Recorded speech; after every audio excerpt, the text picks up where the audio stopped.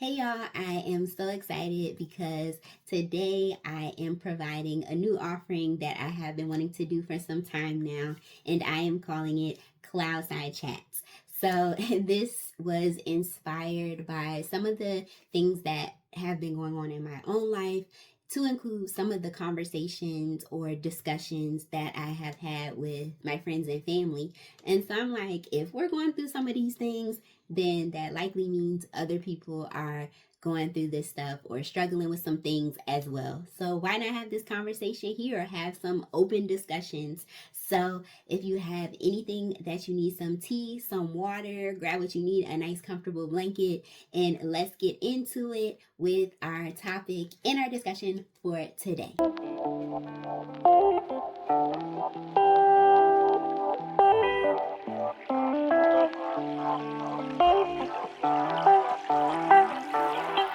So, our topic for today for our CLOUDSIDE chat will be about needing validation from other people or feeling the need to have validation from other people while dealing with comparison and also self doubt. So, let me tell you, y'all, I have been struggling with this for a while now, and pretty much almost all the time, if I'm being transparent. And I think that this really stems from more recently from being on my entrepreneur journey and being new to business. And I have found that specifically, like putting myself out there can sometimes be a little bit anxiety inducing and a little bit frightening, quite honest. But even putting myself out there on social media has been a little bit daunting and very rewarding, but also somewhat daunting. And if you know me, I was not on social media at all. I did not have social media platforms, but I used to look at other people's stuff, but I did not have my own social media platform. So now I find myself when I'm doing things or trying to come up with different ideas, I tend to compare myself to other yoga teachers and even people that aren't yoga teachers. And then I start questioning, am I doing enough? Am I putting myself out there enough? Am I being authentic to myself? Am I showing up in a way that I feel called to do? So it's all these questions of what ifs and what ifs and what ifs. And I start going down this rabbit hole of just moving from a place of self-doubt and also being fearful sometimes, or also too concerned about others' opinions or what I think people think of me or their perceptions of me. And I feel like this idea of needing validation from other people or comparison can show up in multiple ways in all of our lives. So it might not even be in the sense of as an entrepreneur, but maybe in your own life, in maybe your friend circle, you find yourself comparing yourself to other people and maybe comparing yourself to your friends of where they are or the goals that they're attaining or achieving. And maybe you're questioning yourself, or maybe you're a caregiver. And I know even as a caregiver myself, like comparing myself to others in their caregiving journey and maybe the stages that their loved one is in, or maybe even on your job, you find yourself comparing yourself to your coworkers and maybe they have certain titles or they have certain accolades, or maybe they're getting promoted and you start questioning your capabilities or whether you're doing enough. So it can definitely show up in different ways, and it can resonate or infiltrate into our spaces as well, even outside of just like business or different spaces that you may hold. So that is why I thought I would provide these 4 tips of what I'm currently trying to do to get out of this space or need for comparing myself to other people and also dealing with self-doubt. So I hope that these tips can help you along your journey as well. And so that leads me into my first tip, which is having tunnel vision on the things that you're trying to attain or the goals that you're trying to attain. And when I was really dealing with this within the last couple weeks and just being mindful of how I was showing up or how I was reacting or how my body maybe was reacting to this anxiety when I found myself comparing myself to other people or doubting myself, I went back to an old podcast episode from a podcast that I love, which is called Social Proof Podcast. And I'll actually put it down in the description. And it's with the host, David Shands. And this episode was featuring a physical trainer, Gee Bryant, where he talks about his struggles or some of the things that he went through in order to start his personal training business. And one of the things that he said that he did or implemented within his space in order to start his business was being laser focused and tunnel vision on the things that he was trying to accomplish. And I think that is very important, even though it could be very difficult. I know because of all of the things that are happening around us, all of the information that is hitting us at one time, that it can be hard to establish that tunnel vision. But that's where I think this idea of boundaries is very important, and something that I have learned in my therapy journey, that once we establish these boundaries or this foundation of the things that I'm saying yes to, the things that I'm saying no to, then I think it can be like a compass where it can guide us back if we find ourselves kind of diverting off of that path and going into other things that are taking us away from the things that we're trying to do. So that can look like maybe in your own space, creating a boundary with social media, maybe limiting your time or putting your phone down and setting time for doing other things, maybe like reading, or maybe adjusting your schedule and saying, I might not go out tonight to do this activity, but maybe next week I'll have the space, or 2 weeks from now, once I do X, Y, and Z, once I am done with the things that I know that I need to do to propel me to move forward. So I think that can be very important, because then when we're tunnel vision on what we're trying to do, you really don't have the time to focus on what everyone else is doing in a non-selfish way, but you're focusing on your goals. You're focusing on your aspirations. So you're tuning in to the things that you're trying to achieve. And I think that's very important. And that can even be scheduling, blocking out times of socialization, because I know that this thing, maybe it's dancing or being in nature or being in the gym. Those are things that are important, that rejuvenate me. So I know that I would like to do those things. Those keep me going. But then I know that I may need to study for this exam, or I know I need to study for this certification, or I know I need to work on my business at this time. So I find that even blocking out time can help you stay the course and stay with a routine. So once again, when I waver or certain things in life happen, I can come back and I have a foundation. I have something that I can find stability in when sometimes things can be very unstable in life. So I think that is very important.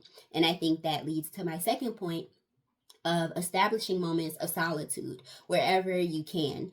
And I think that's very important. When I say solitude, I also mean healthy solitude, because sometimes people deal with depression. I have dealt with situational sadness, where certain moments of solitude or isolation is not the best. But healthy solitude can be, or I find can be, very beneficial, especially when I'm going through a season of transition and transformation. And I find that when I can sit by myself and when I can have clarity in the decisions that I'm making, or clarity in the direction that I need to go, that is typically when I am taking a step back and when I am creating time by myself.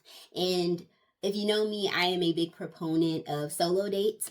So that is one thing that I love, that I try to stick with at least once a month. But it's something that I have in my schedule, that I know that I'm going to pick this activity that I want to do, that I don't have to worry about planning, organizing anything. I just have to worry about myself in a non-selfish way. Then that's something that rejuvenates me, and something that I look forward to, that I can be with myself. And maybe you don't have the time or the space for maybe a solo date, but maybe, what is your morning routine looking like? Is there 5 minutes that I can give to myself, where I can sit with myself, maybe quietly, maybe reading a book, maybe affirmation, journaling, praying, And maybe the morning is not feasible for you. Maybe you work long shifts and nighttime is appropriate. Or maybe you're taking care of your child or your parent and you have to wait till they go to bed before doing something for yourself, even if it is 5 or 10 minutes. But I think when you have those places of rejuvenation and you constantly show up for yourself in that way, I think that can allow us to create more awareness with what we're doing and being more and not being so reactive in certain situations. And I find that if I'm comparing myself to other people or I'm moving so fast, I'm moving on impulse, or I'm forcing things, I'm forcing relationships, I'm forcing things to show up in this way. But it might not necessarily be the right thing for me to do in this moment, but I don't have the capacity or the space or the clarity to even recognize that. So that's why I think allowing yourself to have moments of peace can help you connect deeper with yourself, tune inwards, but also get to know yourself in a more intimate way. And growing up, my mom always taught me at a very young age that you have to learn how to be by yourself, because she said you never know what life is going to throw at you. You never know what's going to happen. Even if you're in a relationship, you just don't know. So you have to be comfortable with being with yourself and learning how to love yourself and enjoy your own company. And that is something that has always stood by me or stood with me as I have gotten older, because things are constantly changing. People come in and out of your lives, but you will always have yourself in that way. And so I think that can also be very reassuring when you know who you are, and once again you have those boundaries set in place, so then you can feel more secure about where you are in your path and in your journey. And that can sometimes, I feel, eliminate or alleviate some of that pressure that we tend to put on ourselves when we are in that comparison mode. And so that leads to my third point about also doing what makes you comfortable.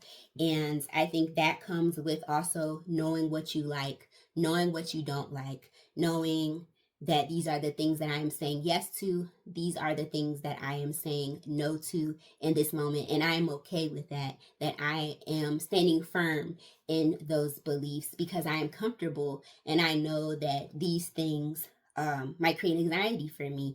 And these things over here might not serve me today. So once I am comfortable in myself and knowing what I'm comfortable in doing, then I can move more authentically. And I can also look at what someone else is doing from a non-judgmental space and say that they're walking their walk in their path and I'm walking in my alignment, so I can be okay with where I am in this moment. And I think that can be very, I don't know, powerful in the sense of living in your truth and also giving yourself the autonomy that I am where I'm supposed to be. And even in my life, I have looked back at some of the things that I or places where I thought I wanted to be at that moment, where I wanted to learn how to deal with my anxiety. I wanted to not always be so stressed out all the time. But I knew that I had to work through some things and that I had to work within, I don't want to say the confinements, but where I was in that moment of what I was comfortable with, and that it did take time to get to that point. And that's where I think my fourth point about timing is very important. And I know a lot of people say that timing is it's a process, it's important, it's significant, you have to be patient. But I have found in my adult life that is real. That timing is real and we cannot force it or stop what's going to happen in that capacity. And even for me, like, I had a fear of driving for a long part of my life, and I was that person that renewed their permit right before it expired. So right before it expired, I would get my NVA book and study the rules of the road. And I would be like, okay, we're just going to keep renewing it. But once again, it took time for me to have more confidence in my ability, have more confidence in myself, and also get to the root, because it wasn't just driving, it was showing up in other areas of my life that was hindering me from doing or exposing myself to new things, to new opportunities, to new people. But I had to do the work. And I also had to realize that at some point in time, everything would click, that it would all, within me doing the work and within me staying the course, that it would all work itself out. And there was a quote, and I'm just going to paraphrase, but a while back, maybe 3 years ago, when I was watching a YouTube video by Sarah Jakes, and she was saying that sometimes when the door is closed, it doesn't always mean that it's a no. It can sometimes mean that it's a not right now. And I think that can bring some comfort in knowing that, that there might be some things that we have to work on within ourselves, that we have this idea of what we want, but we may have to work on some internal factors or external factors to get to where we're trying to go. Because even in my own life, I look at some of the things that I wanted, or the things that I thought I deserved, or the things that I did work hard towards. But if I would have attained some of those things in the past, I wasn't prepared or ready for those things. Even though I wanted them badly, I wasn't ready because I was dealing with a lot. I was going through a lot of discovery phases. I was a new caregiver. So I didn't have the capacity for those things. But now, where I have more confidence in myself, I understand the concepts of boundaries. I have foundations set in place for me. Then now I can take on those opportunities and welcome them and also be appreciative of them. So I think timing and recognizing that when you start to kind of compare yourself to other people, you then realize that, okay, that they're on their walk and that I'm also on my walk in alignment to get to where I'm trying to go. So I hope that as well, that can be very reassuring, and knowing too that your time will come when you're ready. And also too, just as I wrap this up as a final point, even spiritually within my community, our pastor reemphasizes this idea that sometimes we have these small dreams that we think are so big, but there's something sometimes out there that's even bigger that we couldn't even fathom for ourselves. So even when you start to get down and you have these things, there may be something bigger, something greater, a magnitude that you couldn't even see, that you can't even realize for yourself, that could also be out there, that opportunity, that job that you might want, that person or friendship that you may have been longing for, that opportunity business wise that you need, or that client that you need, that partnership, all those things that you might not have even thought that you could have obtained for yourself. So I hope that that also brings you some reassurance as well when you find yourself kind of wavering or going back and forth or even doubting yourself. So I will end there. I don't want to talk too much, but I hope that these tips are at least reassuring or give you some encouragement, knowing that we're all going through this, that I'm struggling with this all the time, but that at the end of the day, that you are doing what you need to do to get to where you are. So I'll end on that note, and thank you for watching this video.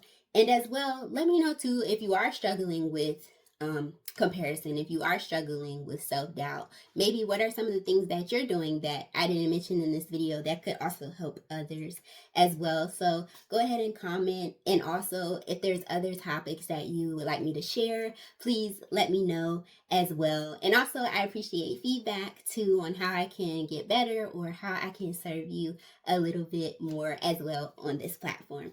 So thank you again, and I will see you for our next Cloudside Chat in the skies. So take care and bye.